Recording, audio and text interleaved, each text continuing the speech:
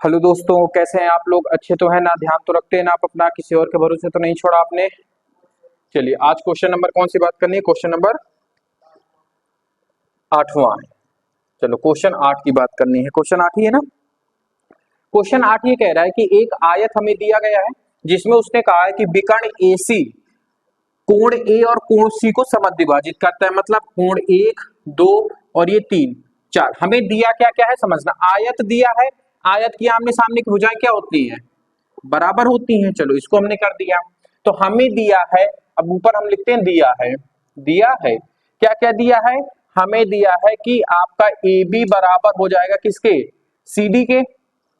पहली चीज। दूसरी चीज हमें क्या दिया? एडी बराबर हो जाएगा बीसी के। ये दिया गया है। दूसरा हमें काम क्या दिया है? कोण 1 बराबर है कोण 2 के और कोण 3 बराबर है कोण 4 के। ये सारी चीजें हमें गिवन है। ठीक है। सिद्ध हमें क्या करना है? विकर्ण बीडी दोनों कोण बी और सी को समद्विभाजित करता है। ये दूसरा पार्ट है। पहला पार्ट क्या है? एबीसी एक वर्ग है। अच्छा, वर्ग की कंडीशन क्या होती है? यहीं पे हम लोग लिख लेते हैं। वर्ग की कंडीशन होती है, देखो वर्ग और आयत में एक चीज तो कॉमन होती है कि सारे कोण क्या होते हैं? 90 अंश होते हैं। तो अगर इसने आयत कहा है तो कोण 1, कोण बी, कोण सी, कोण डी 90 अंश होंगे। वो हमें सिद्ध नहीं करना है। वर्ग में और आयत में अंतर यही होता है कि वर्ग में चारों भुजाएं बराबर होती हैं, आयत में आमने सामने की भुजाएं बराबर होती हैं। अगर किसी तरीके से हमने इसकी सारी भुजाओं को बराबर सिद्ध कर दिया तो हमारा क्या हो जाएगा? ये एक तरीके से वर्ग क्या हो जाएगा? वर्ग सिद्ध हो जाएगा। तो हमें क्या सिद्ध करना है? ए बी बराबर होगा बीसी के, बराबर होगा सी डी के, बराबर होगा डी ए के। इतनी चीज समझ में है। चलिए, अब हम बात करते हैं त्रिभुज। दो त्रिभुज इसमें आपको दिख रहे होंगे और ये तो इन्हीं दो त्रिभुजों को हम लोग पहले लेते हैं। त्रिभुज, पहला त्रिभुज, त्रिभुज ए डी सी में एक बात बताओ, त्रिभुज ए डी सी में आपकी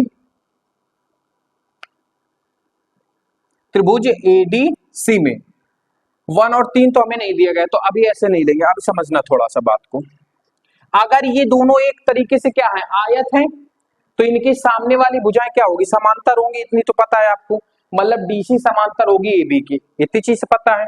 तो लिखो जरा सा, डीसी समांतर है एबी के।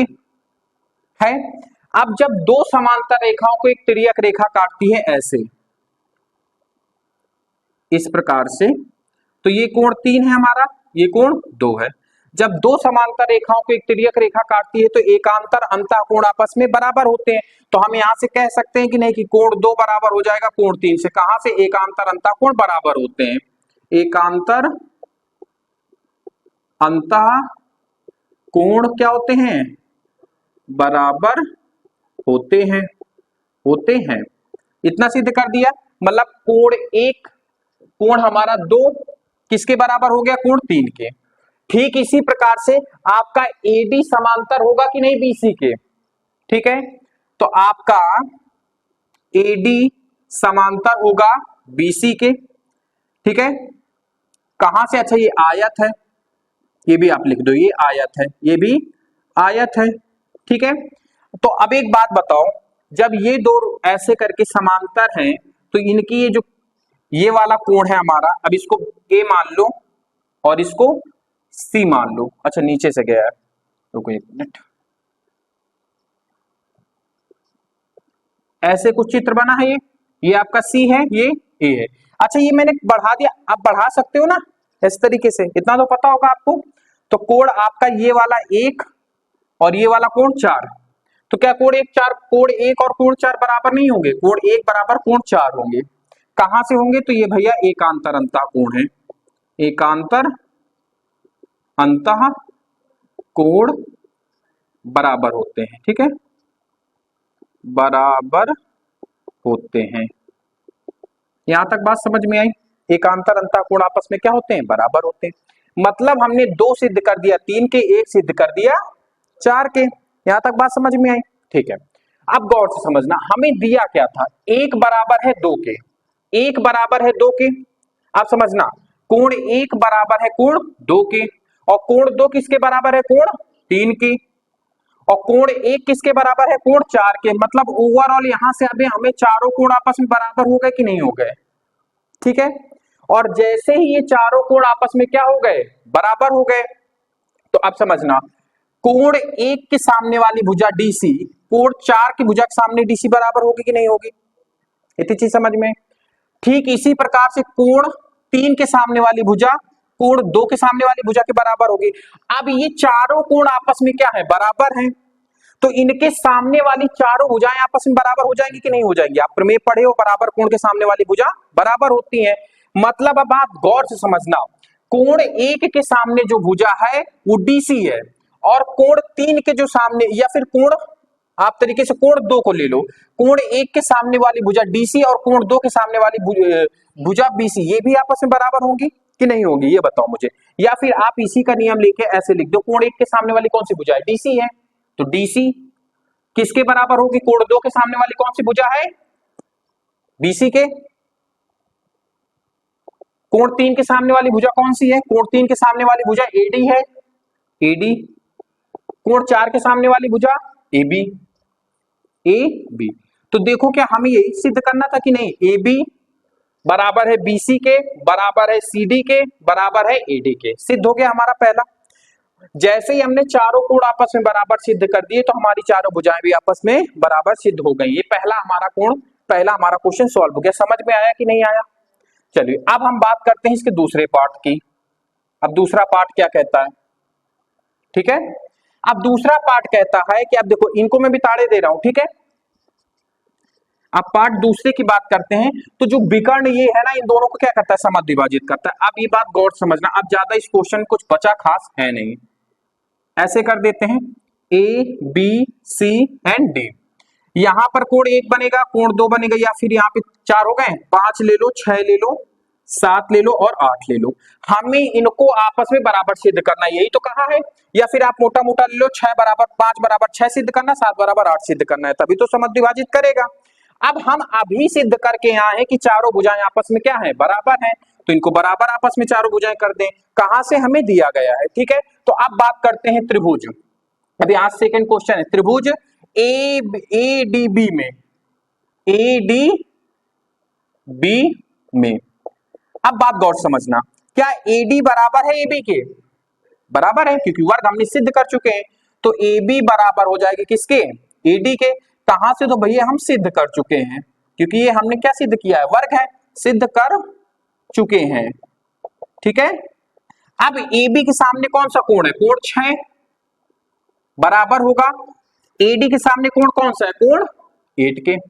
इसको समीकरण फर्स्ट ले लो, क्या ले लो, समीकरण फर्स्ट। आप त्रिभुज देखो, त्रिभुज ये वाला बीसीडी में, त्रिभुज बीसीडी में।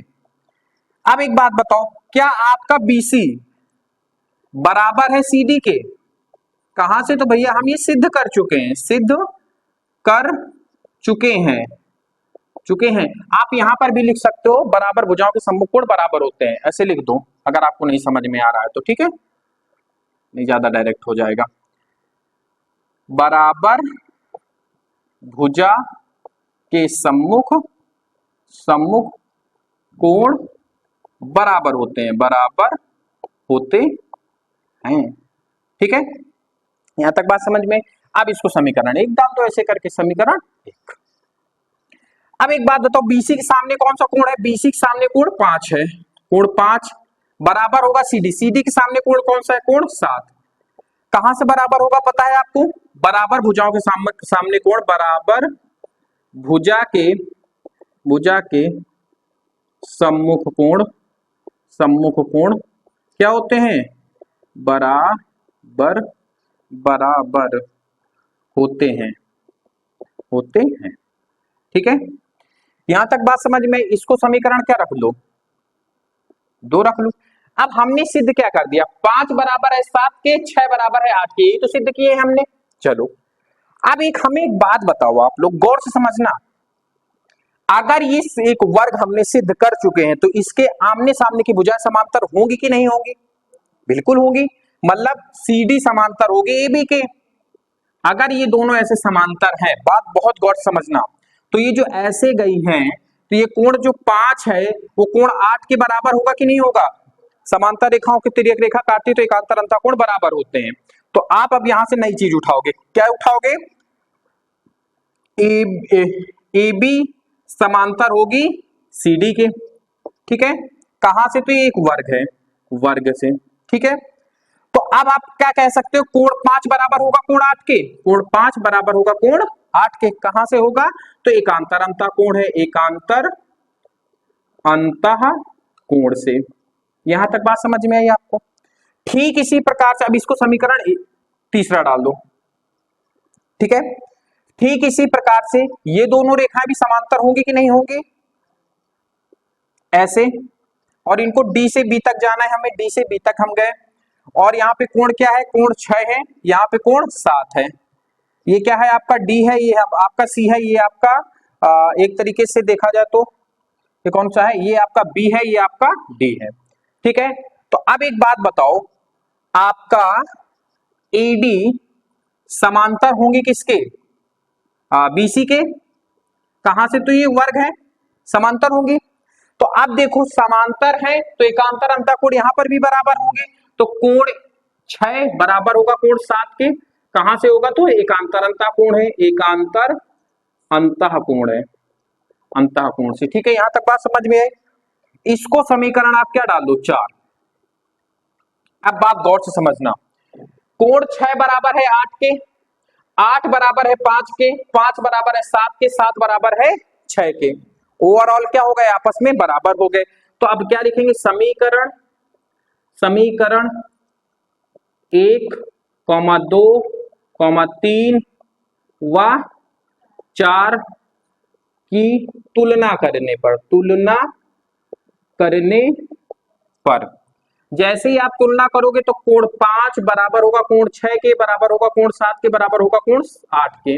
अब जब ये सभी कोण आपस में बराबर है तो आपका ये सेकंड वाला सिद्ध हो गया कि विकर्ण बीडी दोनों कोण बी और सी को समद्विभाजित करते हैं। तो क्या लिखोगे? रेखा बीडी बी व सी को समद्विभाजित करती है, समद्विभाजित करती है।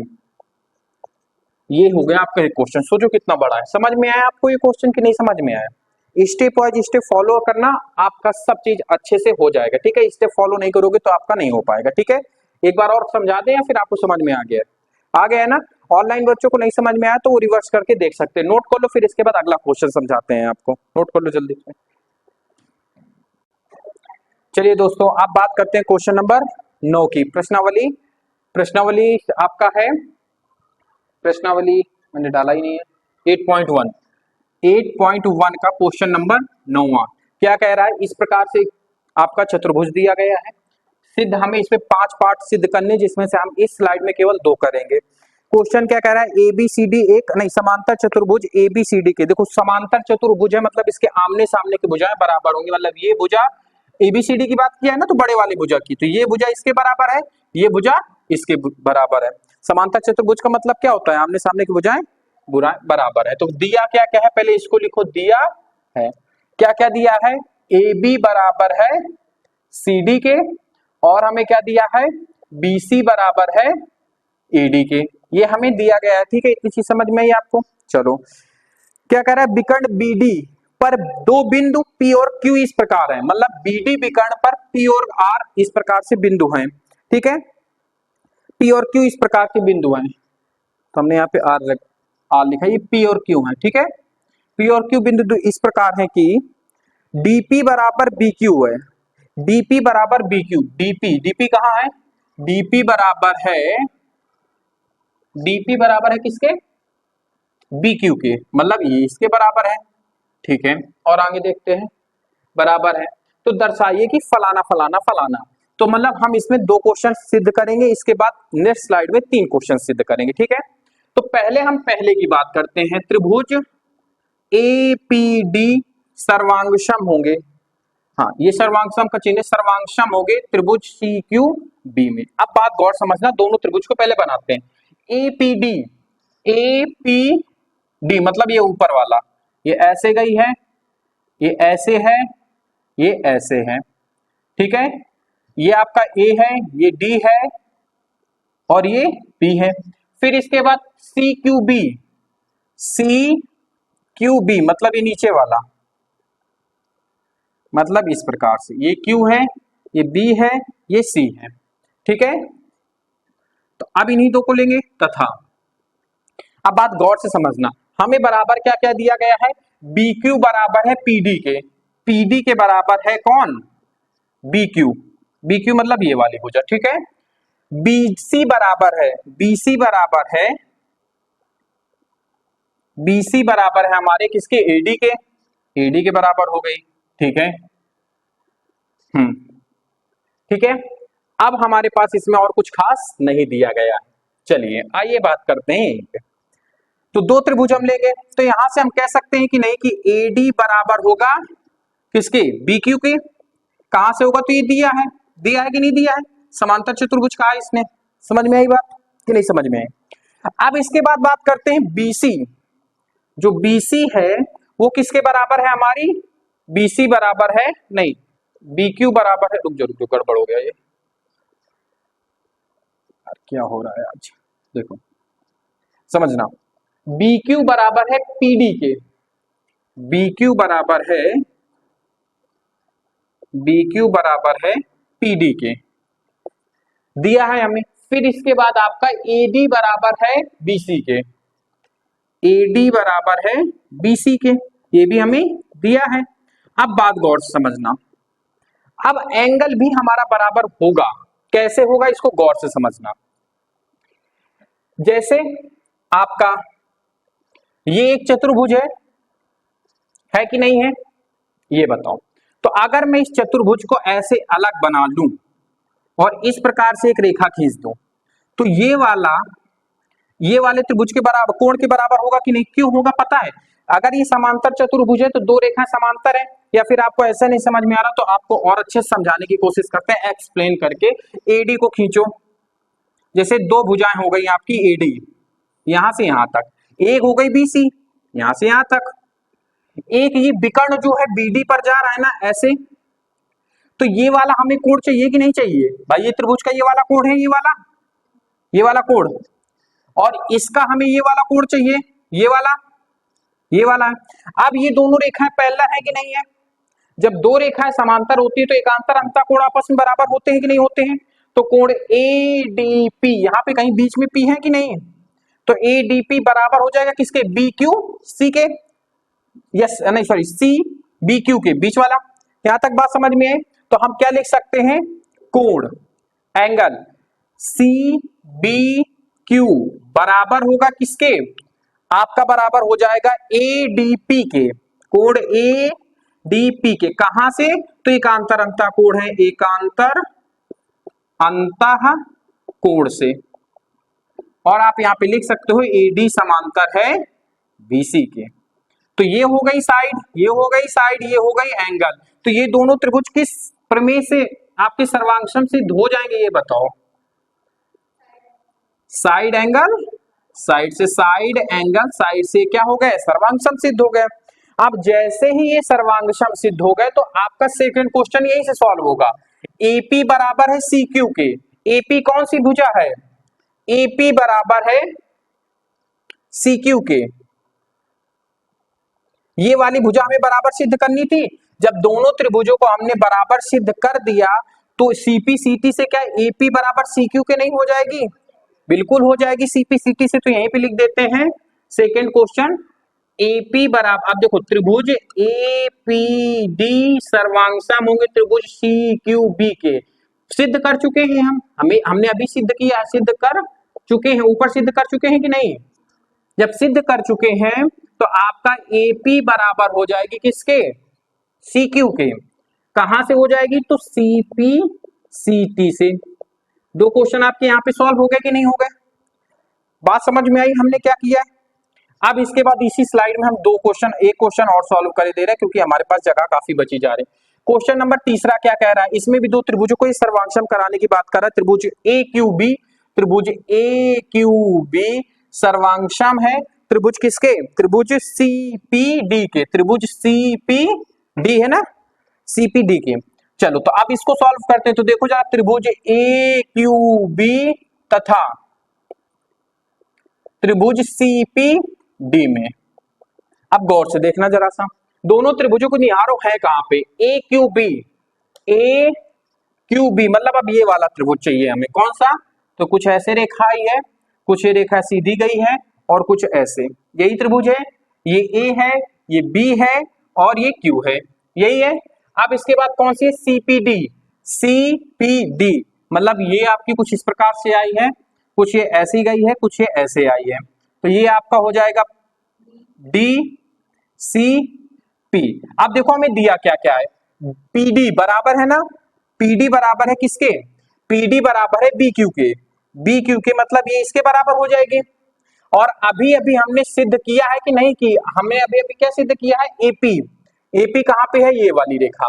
एपी बराबर है, कहीं पे है इसमें एपी? नहीं है, चलो इसको छोड़ो। और देखो हमें क्या बराबर दिया गया है, और हमें कुछ इसमें बराबर दिया है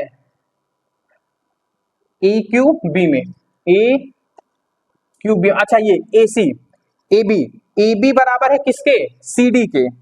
ये बराबर हो गई, दो चीजें बराबर हो गई। चलो अब यहीं से सिद्ध करते हैं फिर। अब एक बात बताओ, ए बी बराबर होगी किससे? सी डी के होगी कि नहीं होगी? कहां से? तो ये हमें दिया है, दिया है कि नहीं दिया है? अब इसके बाद बी क्यू बराबर होगी, बी क्यू बराबर होगी किसके? पीडी के। ये भी हमें क्या है? गिवन है, दिया है। बात समझ में आई आपको कि नहीं समझ में? अब गौर से समझना, अब हमें यहाँ पे एक एंगल ध्यान देना है कि हमारा एक एंगल बराबर हो। तो एंगल बराबर करने के लिए फिर हम सेम यही कॉन्सेप्ट लगाएंगे, लगाएंगे कि नहीं लगाएंगे? देखो अब आप अभी तक हमने एडी भुजा लिया था, अब हमको ये दोनों भुजाएं लेंगे। तो इसका चित्र हम यहाँ बना दे रहे हैं। ये है आपका ए बी और ये है आपका डी सी। अब कौन सी विकर्ण जाएगा? विकर्ण बीडी जा रहा है, विकर्ण को बीडी कर दो। तो ये वाला एंगल कौन सा? एंगल बी वाला एंगल, ये वाला एंगल किसके बराबर होगा? एंगल डी के, मतलब इस बारे के। कैसे समझना, ये एंगल एकांतर अंतःकोण है कि नहीं है? ये आपकी कौन सी हो जाएगी? ए बी भुजा। ये एकांतर अंतःकोण है कि नहीं है? क्योंकि ये दोनों समांतर रेखाएं होंगी कि नहीं होंगी? क्योंकि ये खुद एक समांतर चतुर्भुज है। तो समझना, आपका angle A B Q, angle A B Q बराबर होगा किसके? एंगल ए या फिर एंगल पीडीसी के, पीडीसी के, एंगल पीडीसी के। कहां से? तो एकांतर अंतःकोण है, एकांतर अंतःकोण से। और यहां लिखेंगे ए बी समांतर है किसके? C D. बात समझ में आई आपको? पूरी बात यहां पर ही टिकी हुई है कि ये एकांतर अंतःकोण होते हैं। तो ये हो गई आपकी साइड, ये हो गई साइड, ये हो गया एंगल। तो त्रिभुज ए क्यू बी समांतर होंगे त्रिभुज सी पी डी के, होंगे कि नहीं होंगे? अब यहीं पे हम चौथा क्वेश्चन भी सॉल्व करे ले रहे हैं, क्योंकि वो भी काफी सरल है। चौथा क्वेश्चन कह रहा है ए क्यू बराबर है सीपी के। अब ए क्यू ये वाली भुजा जो है वो किसके बराबर है? सीपी के बराबर है। तो अब एक बात बताओ, जब ये दोनों सर्वांगसम सिद्ध हो गए तो आप क्या कह सकते हैं? त्रिभुज ए क्यू बी नहीं लिखा, देखो यहाँ पे ए क्यू बी, त्रिभुज ए क्यू बी सर्वांगसम है त्रिभुज सीपीडी के। सर्वांगसम है, कहां से? हमने अभी अभी सिद्ध किया है। सिद्ध किया है कि नहीं? सिद्ध कर चुके हैं।